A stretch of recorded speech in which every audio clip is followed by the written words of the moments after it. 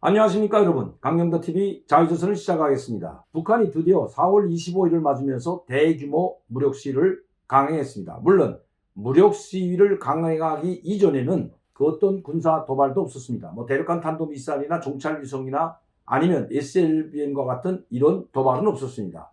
4월 25일가 아마 10시라고 하는데 그 10시인지 11시인지는 누구도 알 수 없습니다. 북한에서는 4월 25일 밤이라고 했지 시간에 대해서는 말하지 않았기 때문입니다. 원래 한다면 4월 25일 첫 일이 시작되는 0시에 해야 되지만 밤 10시부터 11시 사이에 거행될 것 같습니다. 그만큼 김정은의 동선에 대해서 신경 쓰는 모습을 이번에도 보여줬습니다. 그런데 이번 대규모 무력 시위 새로운 게 나간 게 별로 없습니다. 그냥 화성포 17형이라고 하는 김정은이 참관하에서 발사되었던 화성포 17형 핵미사일이 나간다는 아나운서의 말은 있었지만 그 외에 별다른 것이 없었습니다. 대형 SLBM 신형 미사일은 나갔지만 이것은 한 번도 발사된 적이 없기 때문에 실전 단계 즉 전력화에 들어갔는지는 알 수 없는 미사일입니다. 북한이 자랑하는 것은 바로 이번에도 화성포 17형 대륙간 탄도 미사일이었습니다. 자, 그런데 특이한 것이 하나 있습니다. 지금까지 나가던 종대를 보게 되면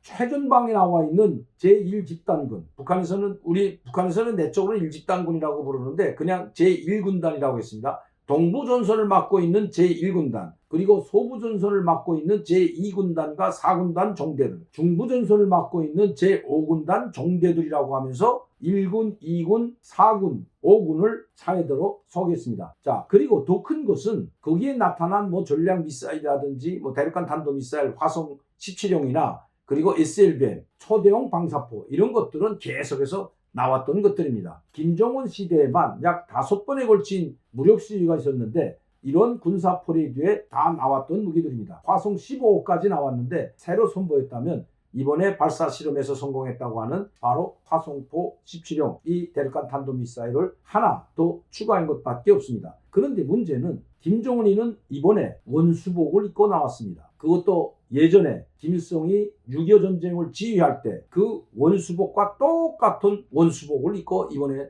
등장했습니다. 김일성은 전쟁이 끝난 이후에 저는 그 어떤 혁명박물관이나 김일성 혁명활동 연구실에서도 김일성이 원수복을 입은, 즉 군복을 입은 사진을 본 적이 없습니다. 연극에도 나오고 그리고 조선혁명박물관, 전쟁승리기념관 이런 모든 박물관이나 기념관들에는 전쟁 시기에는 김일성이 군복을 입은 사진이나 아니면 미술작품들, 그림을 그린 그런 작품들이 상당히 많이 전시되어 있는데 전쟁 이후에 군복을 입은 모습은 단 한 번도 보지도 못했거니와 혁명활동 연구실이나 조선혁명박물관이나 조이방전쟁 승리 기념관이라는 이런 데도 보지 못했습니다. 그렇다면 김정은은 왜 이번에 전시 상황도 아니고 전쟁 중이 아닌데도 불구하고 왜 원수복을 입고 나왔을까요? 김정은이 원수가 된 것은 바로 2012년 4월입니다. 그런데 왜 이제 그 기간에 많은 군사 퍼레이드, 무력 시위가 있었지만 왜 이번에 90주년을 맞으면서 그것도 인민군 창건일이 아닌 조선인민혁명군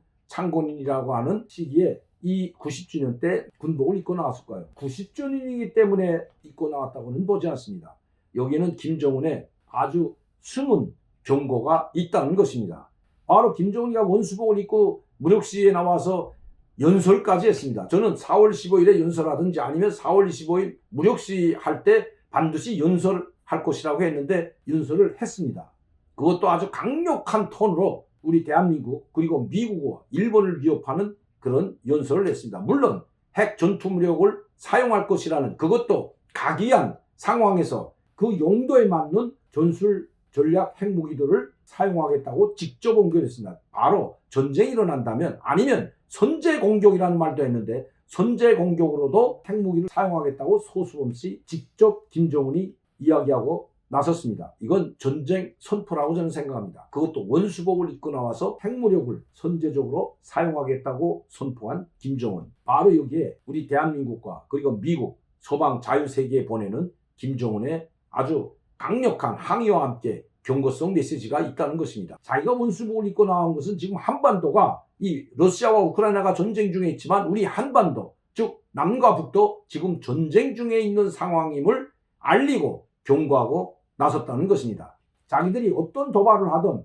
어떤 국지전을 하든 아니면 어떤 섬을 점령하든 한국이 함부로 아니면 미국이 함부로 개입하지 말라는 강력한 메시지를 보내고 있다는 것입니다. 만에 하나 개입을 한다든지, 자, 실례를 들어서 북한이 사군단 정대도 이번에 콕 집어서 무력시 정대에 나갔습니다. 그렇다면 이 사군단은 바로 백령도 바로 앞에 코앞에 있는 부대가 사군단입니다. 여러분들 연평도 포격을 했던 부대가 사군단인 것은 아마 잘 알고 있을 겁니다. 이 사군단이 주둔하고 있는 옹진반도, 태주시와 옹진반도, 이 옹진반도 바로 앞에, 옹진군 바로 앞에 백령도와 연평도가 있습니다. 바로 사군단의 이 개머리 포부대라는 것은 사군단 해안포들입니다.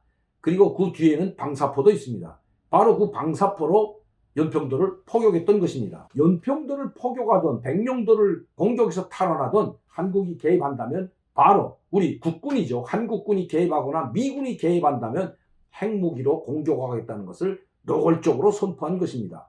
그리고 우리는 전쟁 중에 있는 상황이기 때문에 얼마든지 자기들이 백령도도 연평도도 공격할 수 있다는 것을 지금 경고하고 나선 것입니다. 미국에게는 함부로 개입하게 된다면 그야말로 엄청난 타격을 입게 될 것이라고 김정은이 직접 연설에서 밝혔던 겁니다. 북한이 한국을 공격하거나 아니면 국지전을 벌이거나 아니면 섬을 점령하는 그런 날이 멀지 않았다는 것을 김정은이 스스로 이야기하고 있는 것입니다. 제가 여러분들께 항상 말씀드렸던 것이 동해바다보다 서해바다가 더 위험하다고 했습니다. 특히 그 NLL에서는 우리 쪽에서 깊숙이 북한 쪽으로 들어가 있기 때문에 우리가 방어하기는 힘들고 북한이 공격하기는 상당히 유리한 쪽에 노출되어 있는 것입니다. 북한은 언제든지 서해오도를 전격적으로 공격해서 점령할 수도 있다는 것입니다. 우리 한국의 본토, 섬이 아닌 본토를 공격하는 것은 위험 부담이 있지만 이 오도를 전격적으로 공격해서 점령하는 것은 북한으로서는 그렇게 힘든 일이 아니기 때문입니다. 여기에 우리 역량을 총동원해서 북한의 본토를 공격하게 된다면, 즉 서해 오도를 공격하는 그 부대들이 있는 4군단이나 2군단 그리고 서해 함대를 북한의 서해 함대 사령부를 우리가 공격하게 된다면 북한은 바로 핵무기를 쓰겠다고, 핵 전투무력을 쓰겠다고 공개적으로 우리를 협박하고 있다는 것 결코 잊어서는 안 됩니다. 이런 상황이기 때문에 이번에 대규모로 북한 역사상 가장 큰 규모로 그것도 최전방 부대들을 모두 불러 올려들여가지고 이런 무력 시위를 했던 것입니다. 왜 최전방 부대들까지 참여시켰는지는 다음 시간에